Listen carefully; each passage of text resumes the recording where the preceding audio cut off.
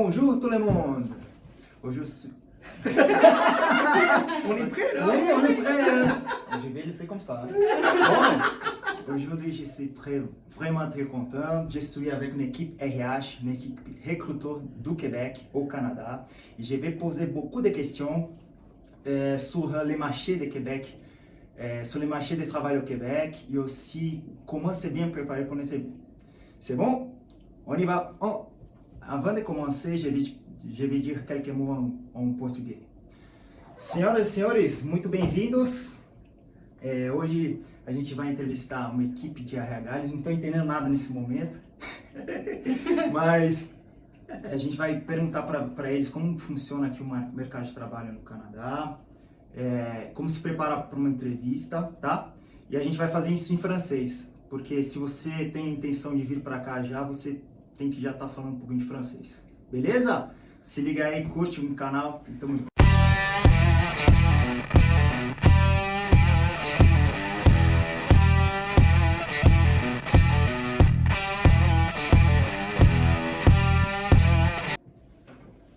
Bon, mes amis, on va faire une petite présentation. Bon, Nicolas, en 2019, tu m'as posé une question. Tu m'as posé, parlez pour de vous. C'est mon tour à ce moment. J'espère être sélectionné pour ton live, là, mon ami. J'espère être pris moi aussi. Ok. Bon, parlez un peu de vous, s'il vous plaît. Ben, Nicolas Cluzio, moi je suis vice-président aux ressources humaines là, chez Momentum Technologies. Ça fait 12 ans que je fais le métier de recruteur. Là. C'est le plus beau métier au monde parce que, parce qu'on prend des gens qui embarquent avec nous dans l'équipe.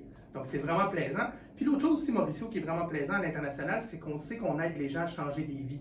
Donc, les gens ont des histoires qu'ils veulent écrire. Nous, on a notre histoire d'entreprise. Et la réalité, c'est que nos deux histoires viennent ensemble. Fait que moi, j'ai le plus beau métier du monde, Mauricio. Ah, super ça. Bon. Moi, c'est Sarah, donc je suis conseillère en recrutement là, pour le secteur développement. Donc, tout ce qui est les programmeurs, les analystes, les architectes, etc. Donc, vraiment le secteur développement. On est séparés par secteur, là, fait que c'est ça. Puis moi, ça fait environ un an, un petit peu plus d'un an là, que je suis chez Momentum. Fait que c'est Nicolas qui m'a recruté moi aussi, fait que comme toi, moi Oh, aussi. super. Alors voilà. Ben moi, je vais continuer dans la même lignée. Donc, c'est Nicolas aussi qui m'a recruté. Je fais tellement des belles embauches, Nicolas. C'est mes trois meilleurs. Donc, je suis conseillère en recrutement, moi aussi. Donc, ça va faire 2 ans et demi que je suis chez Momentum. J'ai commencé à temps partiel et puis maintenant, je travaille à temps plein comme conseillère en recrutement. Bon, super ça. Bon, on va commencer avec les questions. On commence par Nicolas. Oui, Bon, je suis prêt. super. Oui. Bon, Nicolas, comment se préparer à une mission de recrutement?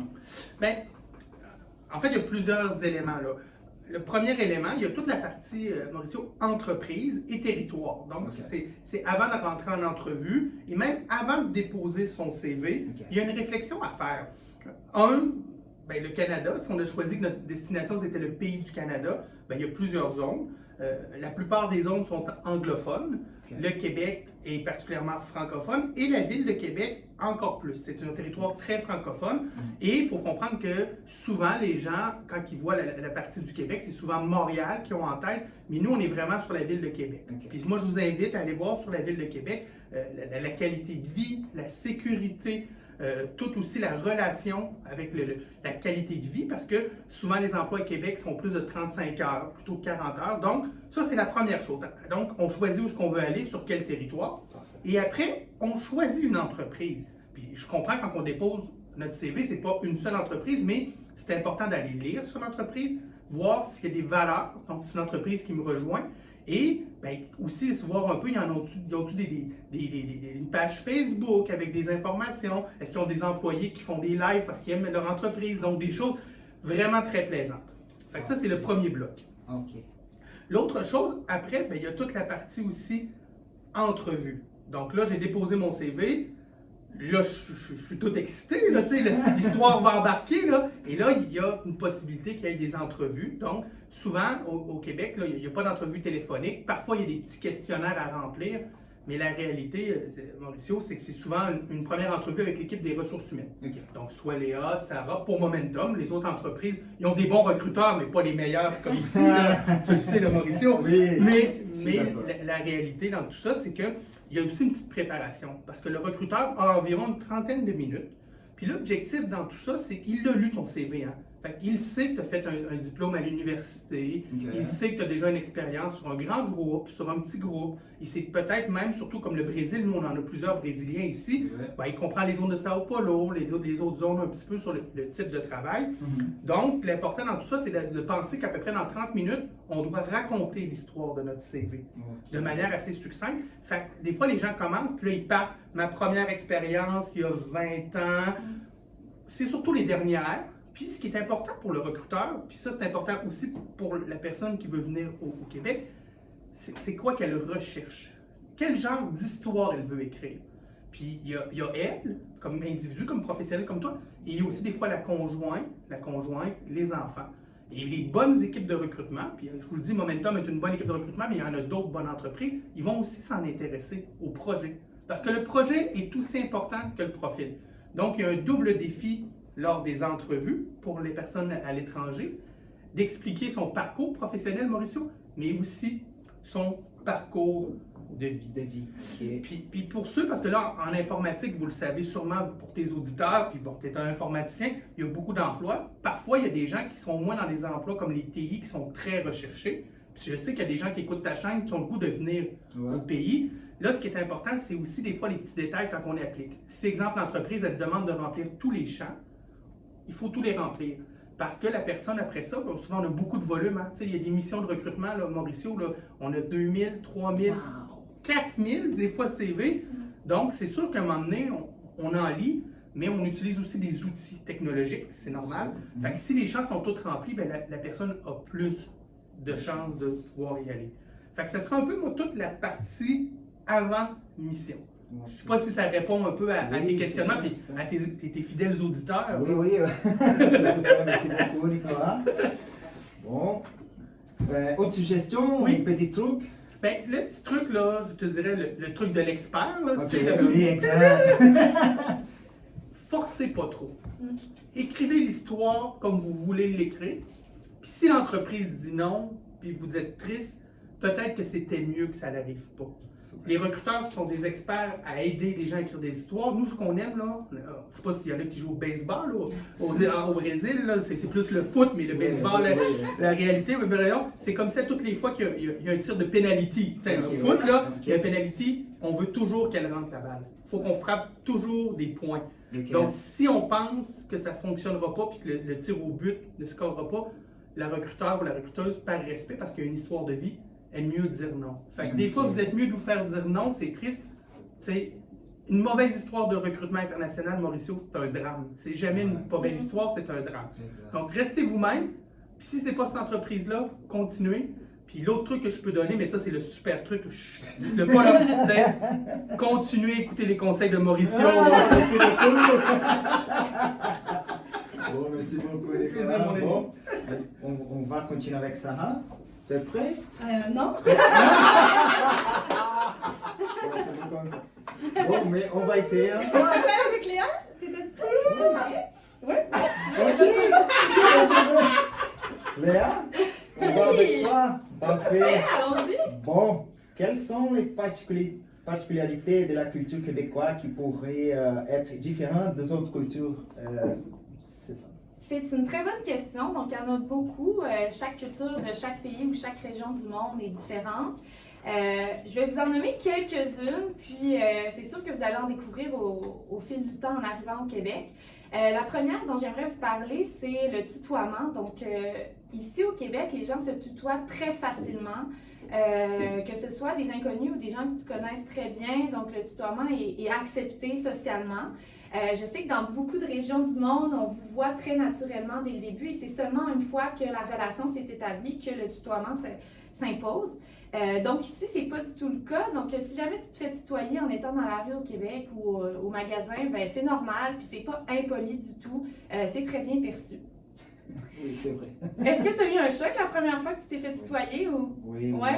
Bon, donc ça confirme ce que je dis. Oui, tu as raison. Ensuite, une autre grande particularité, c'est par rapport au rythme de travail. Donc, c'est sûr qu'au Québec, comparé à d'autres régions du monde, les journées de travail sont généralement entre 8h et 4h ou 9h et 5h. Donc, c'est parfois des semaines de 35 heures. Ça peut aller jusqu'à du 40 heures par semaine. Mais voilà, donc c'est un rythme de travail qui est facilitant pour les gens qui ont des familles, entre autres. Donc, ça laisse place à avoir nos soirées puis faire d'autres choses que de travailler. Alors que dans d'autres régions du monde, bien, souvent les journées de travail sont beaucoup plus longues. Elles commencent à la même heure, mais terminent beaucoup plus tard. Donc ça, c'est une des... Est-ce que ça, c'est quelque chose que tu avais remarqué La comparé au famille, Brésil? ici, c'est vraiment très important. Pour moi, j'ai remarqué beaucoup. T'as remarqué? Oui, oui. OK. Les valeurs, la famille ici, c'est incroyable. Puis la famille, tu sais, si je peux me permettre, la famille, Ouais. c'est plus large, Mauricio, puis c'est aussi la particularité, c'est la famille, mais c'est toute la collection conciliation vie de travail et vie personnelle. Exact. La famille, puis je sais qu'au Brésil, il y en a beaucoup qui font les chiens. Un chien, ça fait partie de la famille pour les Brésiliens. C'est tout à votre honneur, le respect que vous avez pour les animaux.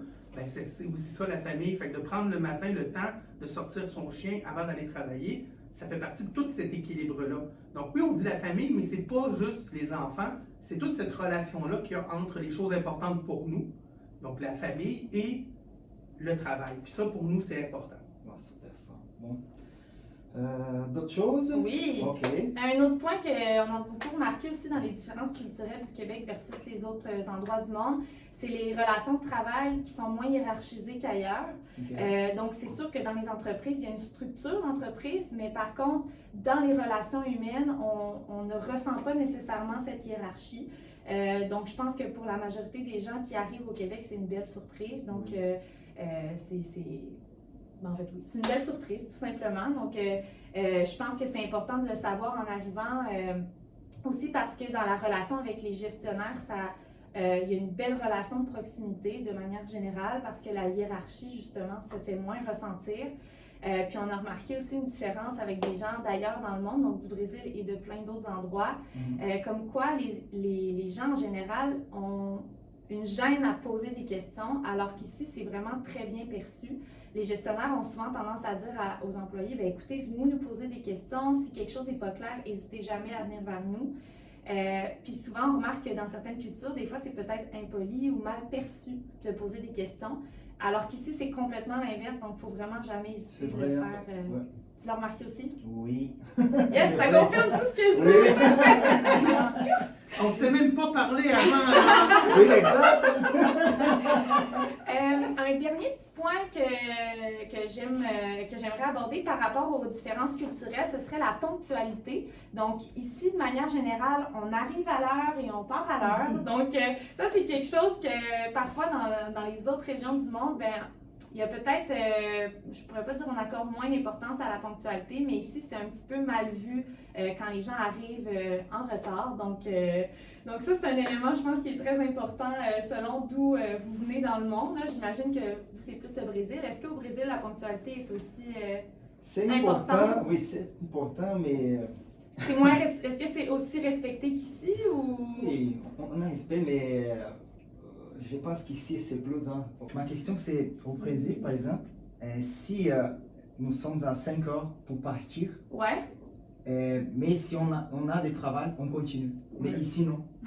Ici, à Ça 5 finit, heures, fini. ça finit, on continue demain, il n'y a pas de problème. Mais au Finalement, Brésil- ici, on va vivre comme au Brésil. C'est nouveau, c'est un nouveau programme. Oui, mais c'est bizarre ça. Parce que j'ai déjà demandé à mon gestionnaire, j'ai des choses à terminer. Il dit, non, demain, tu peux continuer. Demain est un autre jour. Oui, exact.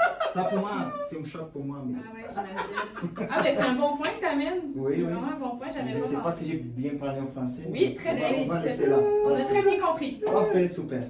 Il y a l'heure du dîner aussi qui varie. Là. Moi, il y a des gens avec qui je parle, je ne sais pas si c'est la même chose au Brésil, mais il y a des gens qui ont 2-3 heures comme pause là, sur l'heure du dîner, alors qu'ici, c'est heure. une demi-heure, 1 heure. Oui, Fait exact. que 2 heures, 3 heures de dîner, c'est très long pour nous. Là. Moi, je me demande ce que je ferais. Ben, c'est sûr, je pourrais trouver des loisirs à faire. Là.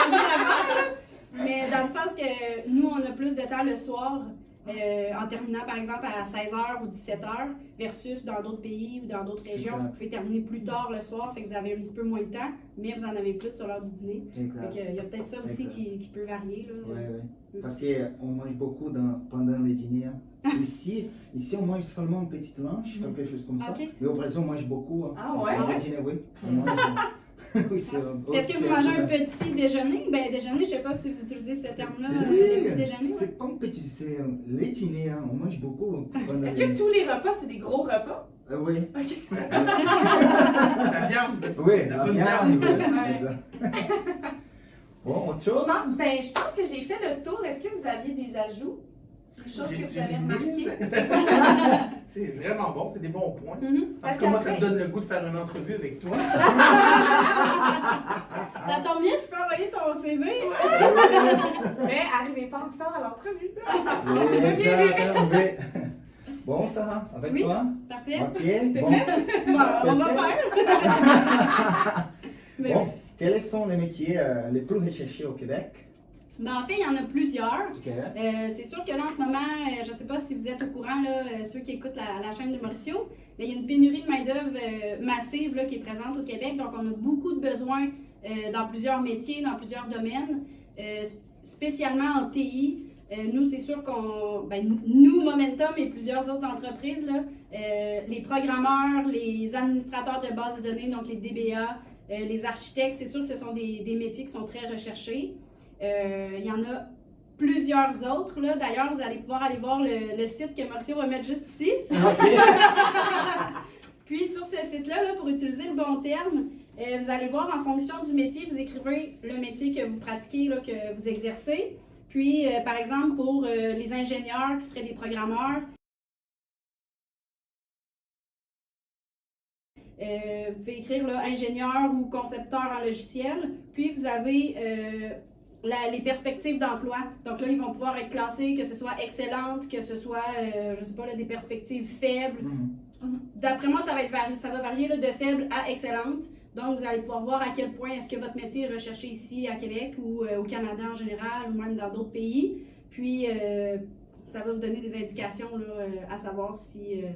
Super, ça. On pourra Ça peut-être va être permettre facile. d'imprimer Oui, écran exact, sur oui. l'image. Ouais, qui voit. Puis peut-être pour certains métiers aussi, là, je vous invite à, admettons que vous êtes enseignant ou enseignante au niveau de l'éducation des enfants, vous pouvez écrire ordre professionnel ou acte protégé. Là. C'est un petit truc que je donne. Il y a des emplois au Québec qui sont difficiles. Exemple, les avocats. Pour devenir avocat au Québec, il y a un processus quand même de formation qui doit être fait dès le début. Fait que tu ne peux pas devenir avocat la journée 1. Toi, Mauricio, quand tu étais rentré, tout de suite, on a dit coup de circuit, balle au but, tu deviens programmeur. Mais il y a des métiers quand même qui sont importants de bien lire. Prenez le temps de lire parce que vous pourriez rester surpris. Là. Tout ce qui est le domaine de la santé, les infirmières, les médecins, les vétérinaires, tous les emplois souvent qui demandent, disons, une adaptation du métier au Québec. Ça, il y a des choses à voir. Fait que je pense que c'est important de prendre la liste que Sarah vous a présentée. Oui, ok. Bien lire sur les métiers. Super, super. Et autre chose? je pense que ça fait le tour. Ok. Donc, j'ai vu, je ne sais pas si on peut avoir une petite idée du salaire moyen des postes de TI ici. Hein? Ben, il y a un programme aussi de bénévolat, là, si jamais vous voulez venir donner. Mais, non, en fait, la relation qu'on a entre le métier et le salaire varie sur beaucoup de choses. Ok. Bon, puis nous, au Québec, on appelle ça, de Mauricio, des offres globales. Donc, il y a le salaire, les semaines de vacances. Une semaine de vacances, c'est pas compliqué, ça vaut 2 %. Donc, tu peux le calculer. Après, est-ce qu'il y a un programme de retraite? Donc, Momentum était à 1,5 %, on va aller à 3 %. Donc, il faut comme tout calculer. Il y en a qui ont des montants pour les formations déjà écrits. Donc, il faut voir l'offre globale. Ça, c'est la première chose. Ok. La deuxième chose, c'est le nombre d'heures de travail. Moi, si tu me dis, Nicolas, je suis prêt à travailler 50 heures semaine, Mauricio, je vais augmenter ton salaire. Mais dans les faits, quand on regarde à l'heure, c'est la même chose. Fait que ça, c'est le deuxième. Fait qu'il y a l'offre globale, le nombre d'heures qui joue beaucoup, parce que c'est du temps de travail. Puis, à la fin de tout ça, il faut voir aussi la courbe. Moi, je suggère souvent aux gens issus de l'immigration, des fois, de choisir une entreprise qui sont confortables. Là. Rappelons-nous, tout à l'heure, quand j'ai parlé du pré-emploi, confortable, un rôle qui sont bons, prêts à jouer, et ne pas voir dans le mouvement vers le Canada ou l'étranger une augmentation au niveau du profil professionnel, mais bien de garder ce qu'on est confortable. Ok. Exemple, si tu me dis, Nicolas, je suis au Brésil et je me dis, je suis programmeur, mais je suis prêt à être architecte. Bien, c'est peut-être pas une bonne idée de prendre le projet du Canada et changer de métier. Moi, ce que je suggère, c'est dans une zone de confort. Donc, le salaire, après, pour revenir, parce que je sais que les gens, le salaire, ça devient un peu relatif après. Ok. Bon, moi, ce que je peux vous dire, c'est qu'un informaticien programmeur qui a, je ne sais pas, admettons, l'équivalent de 5 ans d'expérience, donc qui a quelques années d'expérience, il va s'attendre de gagner un 75 000 à peut-être 95 000. Donc, on est dans une braquette à près de 20 000 aujourd'hui, mais le marché bouge. Oui. Mais si vous avez une offre à 85 000, puis une offre à 80 000, puis vous hésitez entre les deux, posez-vous pas de questions, regardez l'entreprise que vous êtes le plus à l'aise. Il ne faut pas oublier, Mauricio, puis tu le sais, au Québec, on a beaucoup d'impositions. Donc, quand je te dis, je te donne 85 000, est-ce qu'il te reste 85 000 dans les poches à la fin de l'année? Non! mais je dis souvent, puis moi j'ai recruté dans au moins une vingtaine de pays dans le monde, Mauricio, puis on a recruté des Brésiliens. Il y a toute la question de la sécurité, ça a un coût. Nos policiers ici, Mauricio, ne sont pas corrompus parce qu'ils gagnent des bons salaires. Après ça, quand tu passes, puis il y a des petites fleurs l'été, parce qu'on n'a pas beaucoup d'été, on a seulement quand même 4 mois, ben on aime ça que ce soit beau. Donc, ben ça c'est important. Après, puis il y a tout aussi la question des soins de santé. Donc, quand tu vas et tu as besoin d'un médecin, tu vas me dire, Nicolas, c'est difficile d'avoir un médecin. Tu as raison, mais il reste quand même que présentement, si tu veux un médecin, tu as le droit d'en avoir un. Donc, toute cette qualité de vie qu'on aime du Canada et cette qualité de vie qu'on aime du Québec, ça a un prix. Puis ce prix-là, c'est pas, ça tombe pas des airs là, parce que le bon Dieu aime plus le Québec. Mauricio, tu le sais, ça vient parce que les travailleurs autour de nous et les futurs travailleurs vont contribuer avec de l'argent à leur paye. Fait que peut-être tout ça à prendre en considération, mais les conditions salariales des TI sont très bonnes. C'est dans les meilleurs métiers. Au Québec, moi, je vous dirais là, que tu as les professions traditionnelles comme les médecins. Après ça, tu as les comptables, les avocats, mais ils travaillent plus que 35 heures. Après, pour moi, c'est l'Eldorado au niveau des salaires. C'est beaucoup en TI par la suite. Donc, on est dans les Big Three, là, des bonnes places où travailler. Fait qu'en TI, Mauricio, c'est une bonne perspective. Après, sur les perspectives que ça va donner, il y a des braquettes salariales. Après, il y a des entreprises qui mettent les salaires pour voir. Après, il y a des études aussi qui peuvent être lues. Il y a des firmes comme Randstad, là, des firmes internationales mettent des prix. Mais moi, je vous dis juste de le prendre en considération sur une vision plus large. La priorité, c'est une belle expérience d'immigration au Québec, au Canada, et par la suite, ben, on gère la carrière. Donc, on fait ça en 2 temps, mais en TI, on ne peut pas se tromper, Mauricio, au Québec. Super. J'ajouterais peut-être quelque chose parce que je sais que quand je rencontre des gens en entrevue, souvent les estimations de salaire, leurs attentes salariales qu'ils me disent sont souvent un peu floues parce qu'ils se disent qu'ils ne connaissent pas nécessairement le marché. Mais dans les recherches, souvent, ils ne font pas attention à la ville où ils ont vu les affichages, puis les offres salariales et tout ça. Donc, je sais qu'il y en a beaucoup, par exemple, qui me parlent de la ville de Montréal. Donc là, j'ai vu que je pouvais gagner, par exemple, 90 000. Mais la réalité, c'est que le coût de la vie à Montréal est plus cher ou à Toronto, dans plein d'autres villes du Canada. Donc, les salaires vont aussi en conséquence. Donc, des fois, de comparer des offres salariales d'une ville à une autre, c'est peut-être pas la meilleure chose à faire. Donc, je pense que c'est à considérer aussi si jamais les gens ils reçoivent des offres puis qu'ils font la comparaison finale seulement du salaire. Là, comme Nicolas disait, il faut regarder l'ensemble de l'œuvre avant tout, mais... Puis si je peux me permettre, Mauricio, encore on abuse de vous, les chers auditeurs de Mauricio. Non, mais il faudrait que tu fasses le montage sur ce que tu veux garder, Mauricio. La réalité là-dedans aussi, c'est qu'il faut comprendre aussi que si la personne vient pour faire de l'argent, faire beaucoup de cash, le Québec, c'est pas la place. Oui, si tu veux vraiment faire du cash, là, tu t'en vas chez Google à San Francisco, ils vont te donner un gros salaire, puis pendant ce temps-là, tu vis dans une petite maison, à la limite avec des colocataires, et là, tu vas faire du gros argent parce que tu vas faire du dollar américain, puis tu vas faire des heures à plus finir, puis peut-être que c'est ça que tu veux.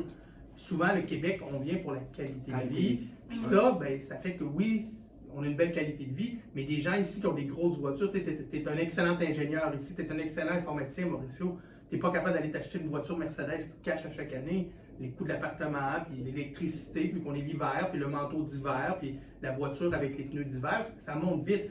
Mais ce qu'on vend, c'est de la qualité de vie. Puis ça, c'est important pour vous là, de prendre une bonne réflexion, c'est quoi l'objectif?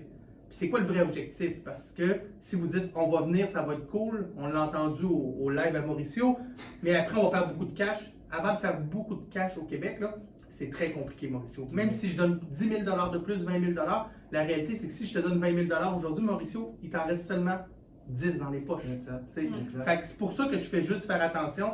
Il faut vraiment la qualité de vie, le bonheur, le plaisir. Puis ça, par contre, on peut vous le garantir. Bon, pour finaliser, et je ne sais pas si vous êtes d'accord avec moi, mais je pense que pour la personne qui veut travailler ici au Québec, on a 3 points que je pense que sont vraiment importants. Je pense la graduation, l'expérience de travail et un français, un bon niveau de français. Donc, quel est le niveau de français nécessaire pour travailler au Québec? Bien, au Québec, c'est sûr que ça peut changer là, d'entreprise en entreprise versus est-ce qu'ils vont travailler majoritairement en français, est-ce qu'il y en a d'autres qui vont travailler par exemple en anglais. Nous, chez Momentum, on exige un niveau de français qui équivaut à un niveau de B2. Donc, ça, c'est le test officiel de français, mais pour vous donner une idée, c'est environ 7 sur 10. Puis comment on l'évalue? Tu me posais la question tantôt, nous en entrevue, c'est sûr qu'on ne va pas faire passer un test officiel de français ou quoi que ce soit, mais pour se dire que la personne, on pense qu'elle est environ à 7 sur 10, il faut que la personne elle comprenne bien les questions qu'on lui pose. Donc, si je te demande qu'est-ce que tu as mangé hier soir, puis que tu me dis ah, j'ai un beau chien à la maison, ben, on va voir que tu passes à côté de la plaque, puis que tu n'auras peut-être pas nécessairement compris les questions. Donc, de vraiment avoir un niveau conversationnel, là, être capable de bien répondre aux questions, bien comprendre également qu'est-ce qu'on te demande. Fait que je dirais environ 7 sur 10. C'est sûr qu'il y a des tests de français qui sont disponibles là, si aussi les gens veulent voir là, leur niveau, ils sont environ à combien. Ils peuvent aussi commencer à faire des petits cours de français. Là. Je sais qu'il y en a justement avec qui on parle qu'en ce moment ils sont en train d'apprendre le français pour éventuellement avoir une entrevue. Puis, l'autre petit point que je voulais dire par rapport à ça, c'est que dépendamment des métiers ou des emplois au sein même de l'entreprise, là, donc par exemple chez Momentum, quelqu'un qui va être programmeur versus quelqu'un qui va être architecte ou même analyste fonctionnel, ce ne sera pas nécessairement le même niveau de français qui va être requis. Par exemple, un architecte ou un analyste fonctionnel, l'analyste fonctionnel, lui, il a beaucoup de documents fonctionnels à rédiger. Donc, le français écrit va être beaucoup plus important. Ben, je dis beaucoup plus. Je dirais, il va être plus important qu'un programmeur qui n'aura pas nécessairement ces documents-là à rédiger. Puis un architecte, ben, il doit beaucoup communiquer avec le client. Nous, on est en consultation, donc il va échanger beaucoup avec le client, avec l'équipe, tout ça. Fait que le français de conversation, bien comprendre qu'est-ce que le client veut, tout ça, le transmettre à ses collègues, ben, c'est sûr que le français va être un petit peu plus Et est-ce exigé. que vous avez un petit truc pour mieux comprendre aussi les accents québécois? Parce qu'au Brésil, par exemple, mon cas, j'ai étudié le français de la France. Donc, quand je suis arrivé au Québec, et aussi je travaille avec une personne qui vient de Gaspésie. Donc, pour moi, ok, mais est-ce qu'on a des petits trucs? Qu'est-ce qu'on peut faire? J'en ai peut-être un. Ouais, ben, vite comme ça, moi, ce que je dirais, c'est d'écouter des vidéos, des séries, des films, qu'on entend vraiment l'accent québécois. Ouais. Ça pourrait être un bon live que tu présentes 2 ou 3 films québécois là, pour apprendre un accent. On pourrait t'aider là, avec un film québécois sur YouTube, là, puis marquer, ou même Netflix, je ne sais pas si c'est à cause des régions au Brésil, vous avez accès au même film, là, mais il y a quelque chose à faire avec ça. Moi, c'est Vraiment. Ben moi, mon truc, c'était la même chose, c'est regarder des séries, des films, honnêtement, c'est comme ça qu'on se fait à l'oreille de toutes les langues et des accents aussi. Puis l'avantage des films puis des vidéos, par exemple sur YouTube, c'est que tu peux avoir des sous-titres, donc si jamais il y a des mots que c'est vraiment incompréhensible, au moins tu as une traduction avec du français de France pour au moins comprendre le message. Hein? Donc je pense que ce serait vraiment ça. Puis ben après, c'est sûr que peut-être de les mettre en contact avec des gens du Québec. Bon, c'est sûr que c'est peut-être un peu plus difficile, mais pour qu'ils se pratiquent à communiquer vraiment avec des gens directement du Québec. Moi, j'ai trouvé une application j'écoutais beaucoup des radios du Québec. Ah, c'est cool, c'est une bonne idée ça. Oui, très bonne idée. Beaucoup. Ça m'aidait beaucoup, mais au début, c'est un peu difficile. C'est sûr. C'est sûr que ça prend du temps. Oui, Les expressions exact. québécoises aussi, là, Oui, on a hein, beaucoup oui. d'expressions, puis des fois, elles sont même pas dans les sites, là. Je veux dire, on a des expressions qui Oui. vont naître comme ça du jour au Mais lendemain. je pense là, que le plus important du Québec, c'est les personnes ici ont beaucoup de patience avec nous, les immigrants. Ça, c'est incroyable. C'est une chose, jamais vu ça d'autres parts du monde. Donc, bon, est-ce qu'on peut ajouter quelque chose?